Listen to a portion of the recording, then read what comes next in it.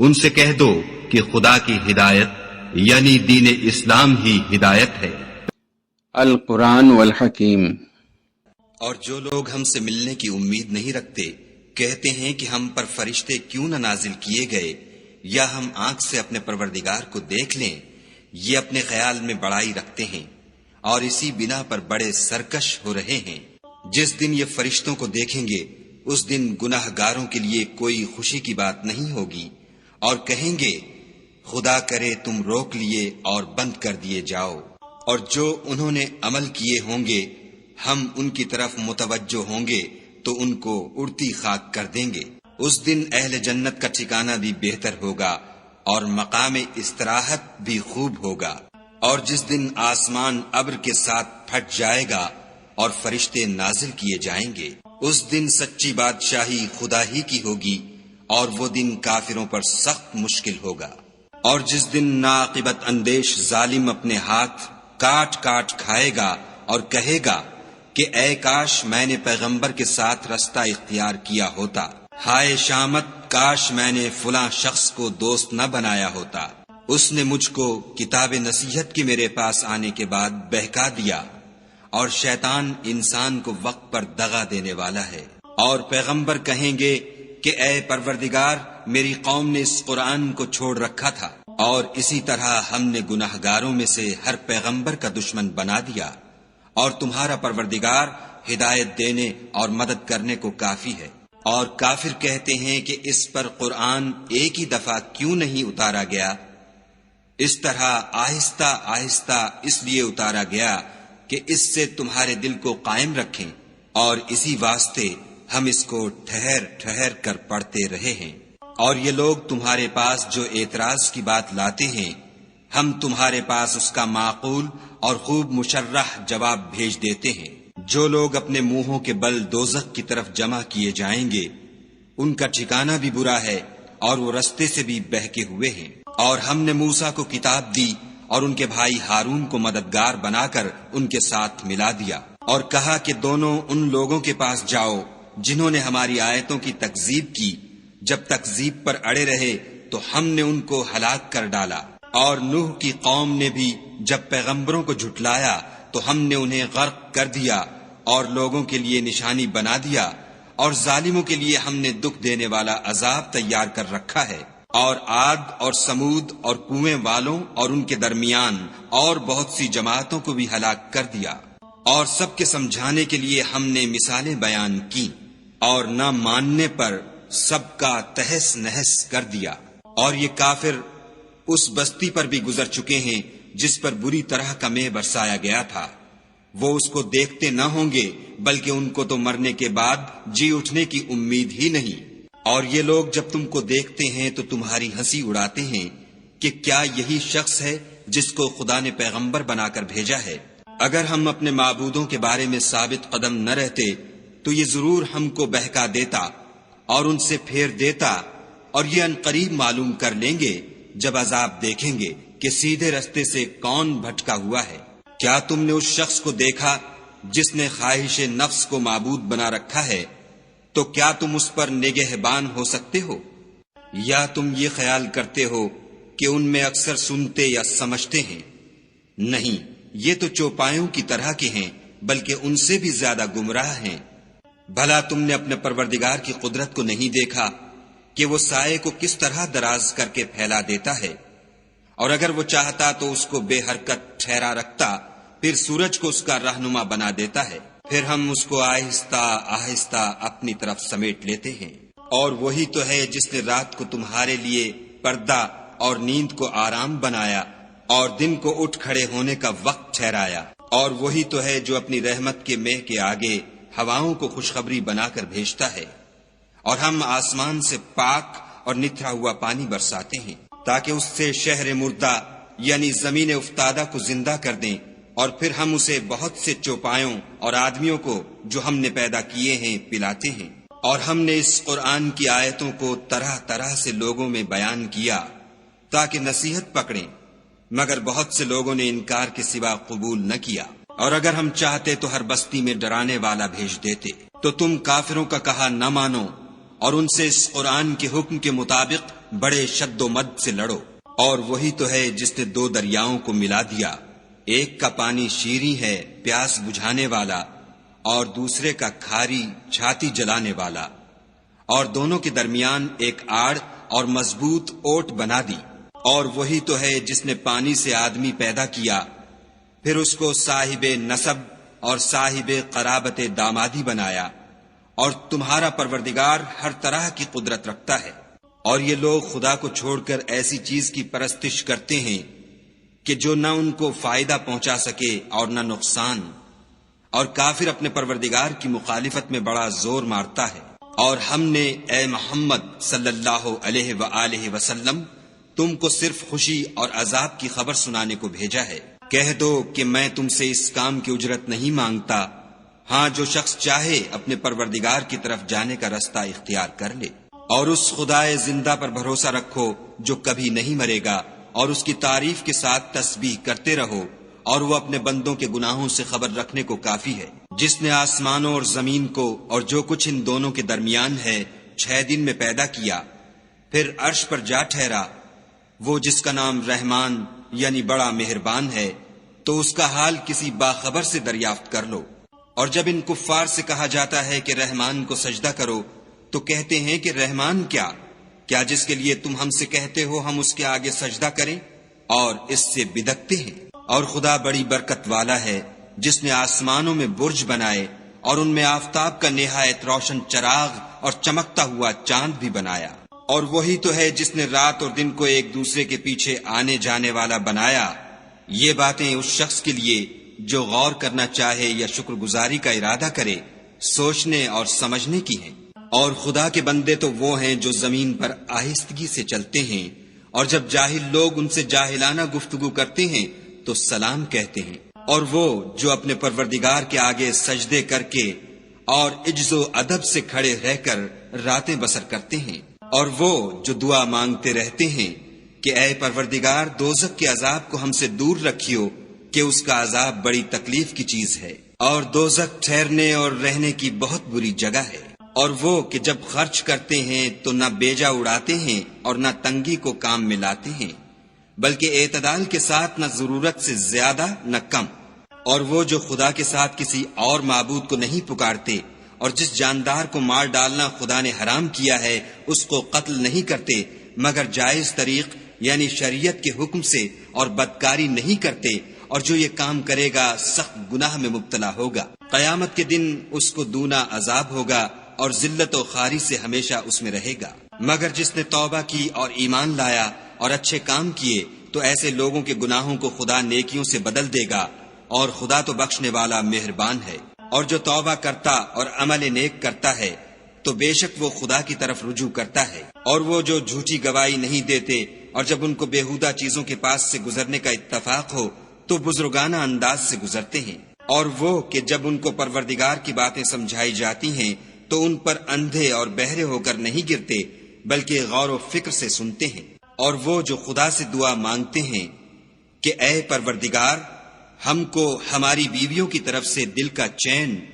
اور اولاد کی طرف سے آنکھ کی ٹھنڈک عطا فرما، اور ہمیں پرہیزگاروں کا امام بنا۔ ان صفات کے لوگوں کو ان کے صبر کے بدلے اونچے اونچے محل دیے جائیں گے، اور وہاں فرشتے ان سے دعا و سلام کے ساتھ ملاقات کریں گے، اس میں وہ ہمیشہ رہیں گے، اور وہ ٹھہرنے اور رہنے کی بہت ہی عمدہ جگہ ہے۔ کہہ دو کہ اگر تم خدا کو نہیں پکارتے تو میرا پروردگار بھی تمہاری کچھ پرواہ نہیں کرتا۔ تم نے تکذیب کی ہے سو اس کی سزا تمہارے لیے لازم ہوگی۔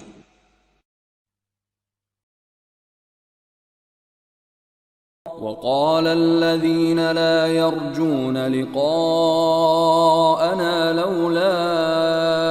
أنزل علينا الملائكة أو نرى ربنا لقد استكبروا في أنفسهم وعتوا عتوا كبيرا يوم يرون الملائكة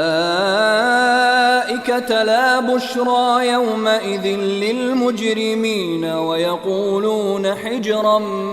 محجورا وقدمنا إلى ما عملوا من عمل فجعلناه هباء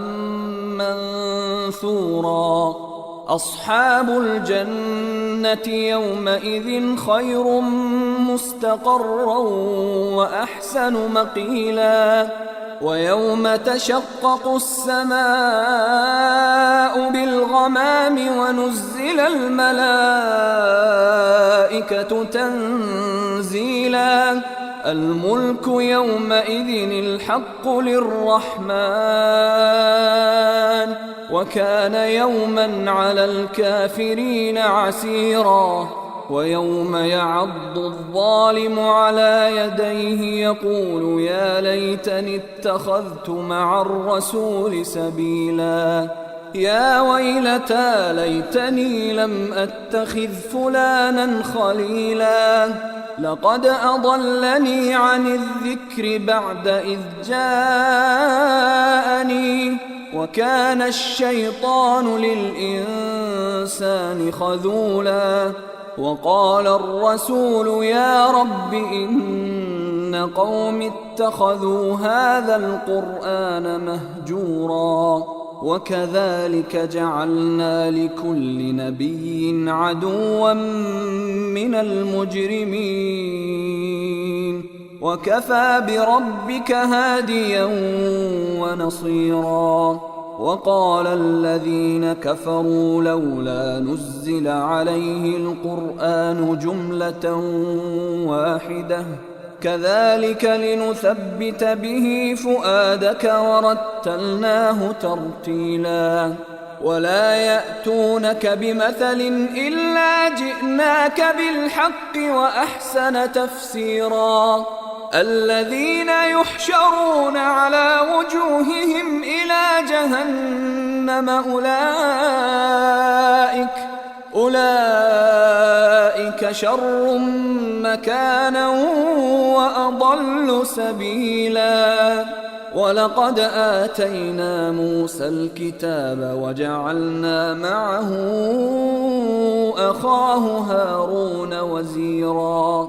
فقلنا اذهبا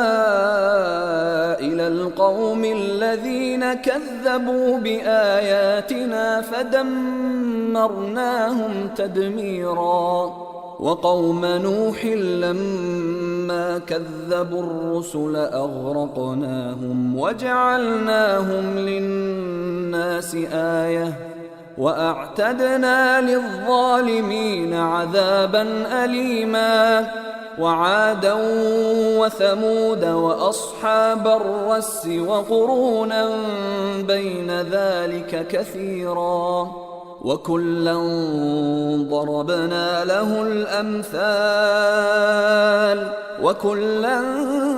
تبرنا تتبيرا ولقد أتوا على القرية التي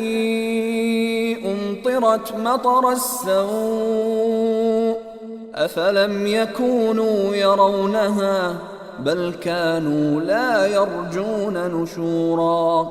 وإذا رأوك إن يتخذونك إلا هزوا أهذا الذي بعث الله رسولا إن كاد ليضلنا عن آلهتنا لولا أن صبرنا عليها وسوف يعلمون حين يرون العذاب من أضل سبيلا أرأيت من اتخذ إلهه هواه أفأنت تكون عليه وكيلا أم تحسب أن أكثرهم يسمعون أو يعقلون إن هم إلا كالأنعام بل هم أضل سبيلا ألم تر إلى ربك كيف مد الظل ولو شاء لجعله ساكنا ثم جعلنا الشمس عليه دليلا ثم قبضناه إلينا قبضا يسيرا وهو الذي جعل لكم الليل لباسا والنوم سباتا وجعل النهار نشورا